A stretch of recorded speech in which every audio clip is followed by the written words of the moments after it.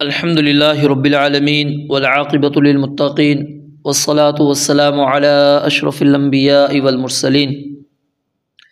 اعوذ باللہ من الشیطان الرجیم۔ وہو اللہ اور وہی اللہ تعالی ہے، لا الہ نہیں کوئی معبود الا ہو سوائے اس کے، لہو اسی کے لیے ہے، الحمد تمام تعریف سب تعریف، فی الاولی والآخرہ دنیا اور آخرت میں، اولا سے مراد دنیا ہے، وَلَهُ الْحُكْمُ اور اسی کے لیے ہی حکم ہے، وَإِلَيْهِ اور اسی کی طرف ترجعون تم لوٹائے جاؤ گے۔ گزشتہ آیت کے اندر ہم نے یہ بات پڑھی کہ وہ رب العالمین جس چیز کو چاہتا ہے پیدا کرتا ہے، اور جیسا چاہتا ہے ویسا پیدا کرتا ہے، اور جو چاہے اس کا اختیار ہے، اور وہی ذات ہے جو سینوں کی چھپی ہوئی باتوں کو اور علانیہ باتوں کو اور کاموں کو جانتا ہے۔ تو ظاہر ہے جو رب العالمین اختیار رکھتا ہو پیدا کرنے کا، اور جس طرح چاہے جس چیز کو چاہے پیدا کر لے، اور جس کو مکمل علم بھی ہو، تو معبود بھی وہی ہے، عبادت کے لائق بھی وہی ہے، کیونکہ یہ صفات کسی اور کے اندر ہو ہی نہیں سکتی۔ تو پھر جب کسی اور کے اندر یہ صفات نہیں تو وہ اللہ تعالیٰ کا شریک کیسے بن سکتا ہے؟ فرمایا وَهُوَ اللَّهُ وہی اللہ تعالیٰ ہے، لا الہ الا ہو نہیں ہے کوئی معبود مگر وہی، یعنی جو صفات پیچھے پڑھ لی یہی اللہ رب العالمین ہے، اللہ کے علاوہ کوئی اور ہو ہی نہیں سکتا۔ لَهُ الْحَمْدُ فِي الْأُولَى وَالْآخِرَةِ کہ دنیا میں اور آخرت میں سب تعریف کس کے لیے ہیں؟ اللہ رب العالمین کے لیے، یعنی دنیا اور آخرت میں تعریف جو بھی ہے اور جس کی بھی ہے وہ سب کی سب کس کے لیے؟ اس اکیلے کے لیے ہے۔ اس کو اس طرح سمجھیے کہ کائنات کے اندر جو بھی تعریف ہوگی وہ کسی نہ کسی خوبی پر ہوگی، اور خوبی بھی وہ ہوگی جو عطا کی گئی ہوگی، اور ظاہر عطا کرنے والی ذات کون ہے؟ اللہ تعالیٰ۔ تو ظاہر جب جس نے وہ چیز دی ہے، وہ نعمت دی ہے، وہ خوبی عطا کی ہے، تو گویا کہ تعریف بھی اسی کی ہے۔ تو جس انداز سے بھی جس چیز کی بھی ہم تعریف کر دیں وہ در حقیقت تعریف کس کی ہے؟ اللہ رب العالمین کی ہے۔ تو اس لیے فرمایا لَهُ الْحَمْدُ فِي الْأُولَى وَالْآخِرَةِ کہ اس دنیا اور آخرت میں سب تعریف اگر ہے تو وہ اللہ تعالیٰ کی ہے، اور آخرت میں نبی مکرم علیہ السلام اللہ تعالیٰ کی تعریف کریں گے۔ وہ سجدے والی حدیث جو لمبی روایت موجود ہے، سجدے میں آپ پڑھ جائیں گے اور اللہ تعالیٰ کی حمد و ثنا بیان کریں گے، کہ جب لوگ آپ سے آ کر یہ مطالبہ کریں گے کہ اللہ رب العالمین سے کہیے کہ لوگوں کا حساب و کتاب شروع کر دے، تو وہاں پر وہ محامد کے کلمات آپ فرمائیں گے، فرمایا کہ مجھے بھی علم نہیں جو میں اللہ کی اس وقت تعریف کروں گا۔ اور دنیا کے اندر اللہ کے نبی علیہ السلام نے کتنی تعریفیں کی ہیں، آپ دعاؤں کو اٹھا کر دیکھیے، آپ کو بہت ساری دعاؤں کے اندر وہ کلمات مل جائیں گے۔ وَلَهُ الْحُكْمُ اور اسی کے لیے حکم ہے۔ حکم کی دو قسمیں، ایک تکوینی حکم اور ایک تشریعی حکم۔ تکوینی حکم کا مطلب کیا ہوتا ہے؟ جیسے کہ اللہ تعالیٰ نے کہا کن کہ ہو جا، وہ فوراً ہو جاتا ہے۔ انما امرہ اذا اراد شیئا ان یقول له کن فیکون۔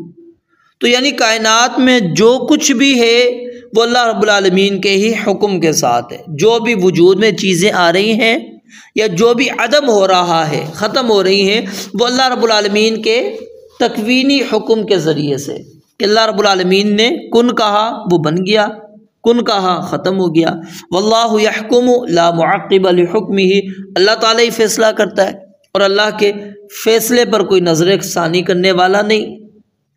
اور دوسرا حکم ہے تشریعی، یعنی اللہ رب العالمین نے اپنے بندوں کو جو کچھ کرنے یا نہ کرنے کا حکم دیا ہے، یہ بھی صرف اللہ رب العالمین کا حق ہے، کسی دوسرے کو یہ حق نہیں ہے کہ وہ اللہ رب العالمین کی تشریعی حکم کے اندر شریک بن جائے۔ جیسا کہ اللہ رب العالمین نے فرمایا ام لہم شرکاء شرعوا لہم من الدین ما لم یأذن بہ اللہ، کیا ان کے کچھ ایسے شرکاء موجود ہیں جنہوں نے ان کے لیے دین کا وہ طریقہ مقرر کر دیا جس کی اللہ تعالیٰ نے اجازت نہیں دی۔ تو یعنی تکوینی حکم ہو، کائنات میں جو کچھ ہو رہا ہے وہ بھی اختیار اللہ رب العالمین کے پاس، وہ بھی فیصلہ اللہ تعالیٰ کا، اور جو شریعت ہے، جو ہم کام کر رہے ہیں، ٹھیک ہے، یہ چیز حلال ہے، یہ حرام ہے، اس طرح نماز پڑھنی ہے، اس طرح نماز نہیں پڑھنی، اس وقت یہ کام کرنا ہے، اس طرح یہ کرنا ہے، جو شرعی احکامات ہیں یہ بھی اللہ رب العالمین کی طرف سے ہیں۔ نبی علیہ الصلوۃ والسلام کیا ہے؟ وما ينطق عن الهوى ان هو الا وحی یوحى، اپنی طرف سے کچھ نہیں بولتے تھے مگر جو وحی آتی تھی وہی بات آپ علیہ الصلوۃ والسلام آگے لوگوں تک پہنچاتے تھے، اور فرمایا وَإِلَيْهِ تُرْجَعُونَ کہ مرنے کے بعد تم سب کے سب اللہ رب العالمین کی طرف لوٹائے جاؤ گے۔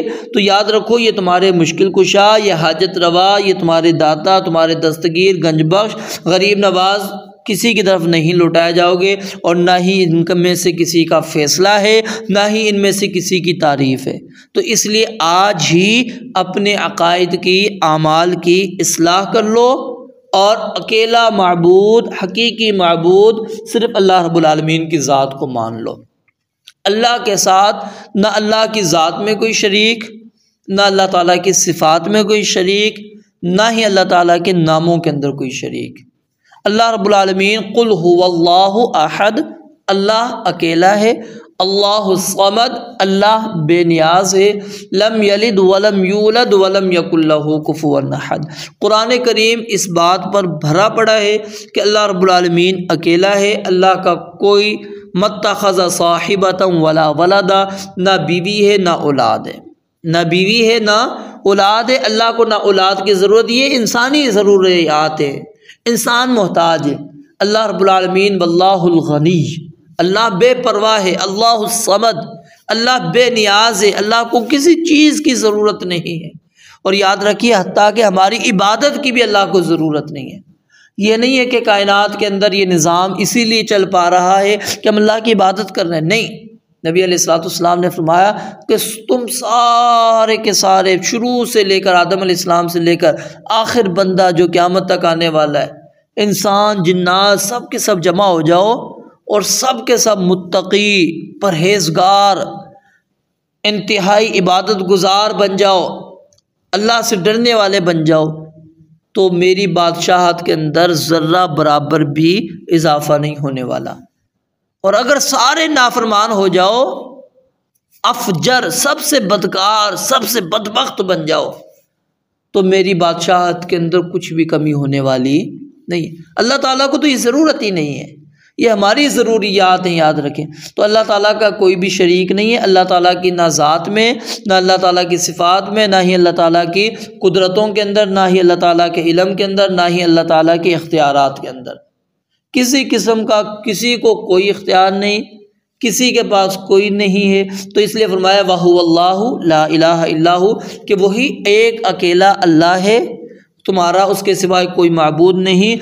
اور کائنات کے اندر، دنیا میں بھی اور آخرت میں بھی اگر تعریف کے لائق کوئی ذات ہے تو وہ اللہ تعالیٰ کی ہی ذات ہے۔ اور اگر فیصلہ کوئی تکوینی فیصلہ ہے یا تشریعی فیصلہ ہے تو وہ بھی اللہ رب العالمین کا ہے۔ اور اگر تم نے مرنے کے بعد پلٹنا ہے تو وہ بھی اللہ کی طرف ہی لوٹنا ہے۔ تو رب کے پاس جب لوٹ جاؤ گے وہاں تو پھر اللہ رب العالمین فیصلہ کرے گا۔ پھر وہاں پر انسان کہے گا کہ کاش کہ لو ان لنا کرۃ، ہمارے لیے پلٹنا ہو، ہمارے لیے واپسی ہو، ہمیں لولا اخرتنی الی اجل قریب، تھوڑی مہلت اور دے دی جاتی۔ فإن عدنا فإنا ظالمون قال اخسئوا فيها ولا تكلمون، وہ کہیں گے اللہ ہمیں واپس لوٹا دے، ہمیں واپس لوٹا دے، تو کچھ میرے بھائیوں وہاں پر کام آنے والا نہیں۔ اس لیے آج ہی اپنے عقائد کی، اپنے اعمال کی ہمیں اصلاح کی طرف توجہ کرنی چاہیے۔ رب العالمین سے دعا ہے اللہ تعالیٰ سمجھنے، عمل کرنے کی توفیق عطا فرمائے۔ وآخر دعوانا الحمد للہ رب العالمین۔